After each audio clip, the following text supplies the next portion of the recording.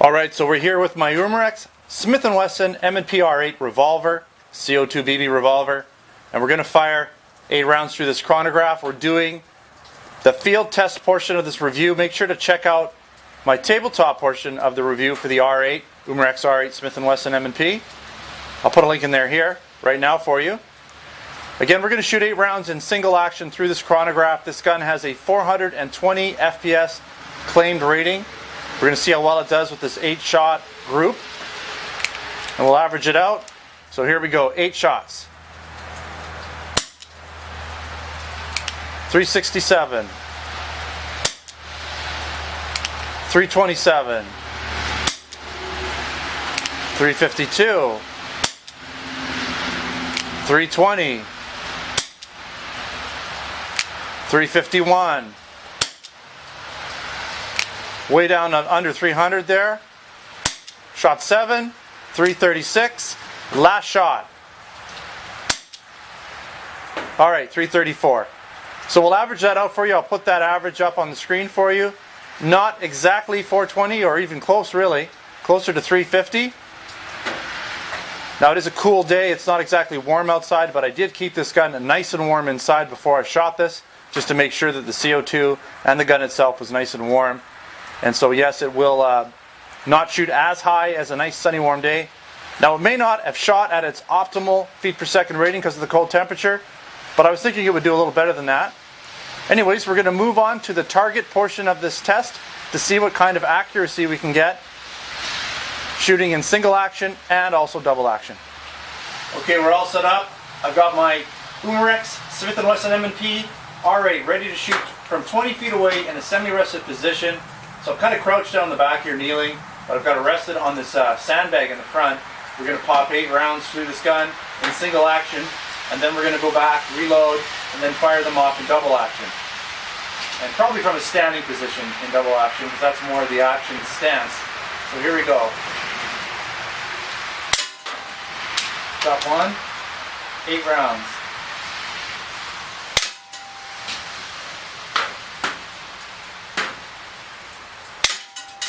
Shot 3,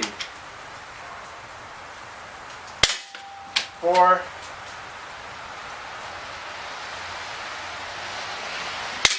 5, 6, 7, one more. Alright, we're going to see how well we did. Then we're going to reload, come back and shoot double action freestanding. That wasn't bad. This gun seems pretty well centered. We got 1, 2, 3, 4, 5, 6 right in the black, 2 strays. Not bad at all. Let's reload. Alright, so I just want to be in the same relative position, but I am going to shoot in double action. I am crouched down, but it's kind of freestanding. I'm not resting it on anything. We're going to shoot 8 more rounds through here.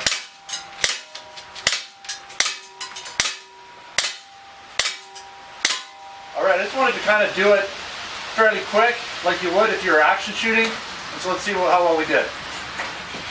Not bad at all. That's a pretty good group actually, considering it was just sort of double action, shooting fairly quickly. Trigger actually felt pretty good. We're going to put some more shots into this target, just for fun.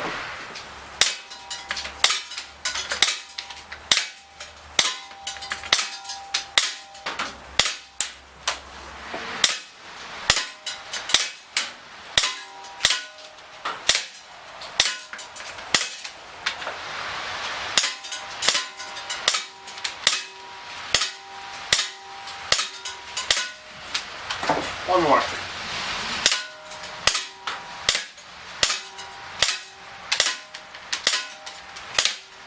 Alright, we're going to go up now and we're going to see how well we did. I put 6 magazines all together into this target, so 6 times 8.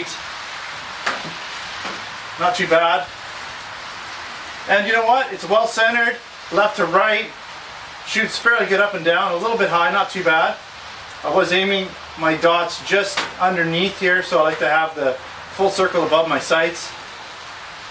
Overall, this gun is fairly quiet. If you're looking for a quiet shooter, I'd say this is good. It's not loud at all.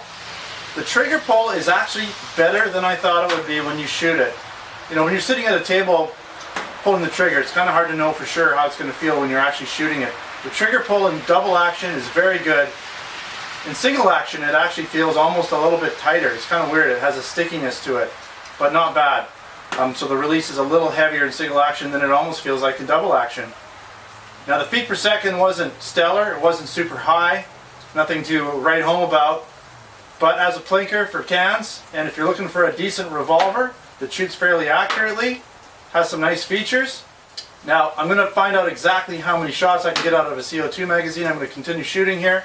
So I'll put that number in here right now, as I haven't actually finished it just yet. But I'm going to continue shooting. I'll put that number in, the total shots I got, or close to the total. I don't like to totally drain these guns till there's nothing left, but usable shots is what I'm talking about. Alright, so thanks for watching this field test review of the Umarex Smith & Wesson M&P R8 CO2 BB revolver. If you haven't already subscribed, make sure to subscribe. Also check out my Twitter and Facebook channels. Username is Replica Airguns. Also come on down to my website, replicairguns.com. I've got some other articles, reviews for you to check out. Lots of great reviews for you there in written form. And I've also got my Replica Airguns web store, both the Canadian and the US version for my US and Canadian viewers. Thanks again for watching. Until next time, take care.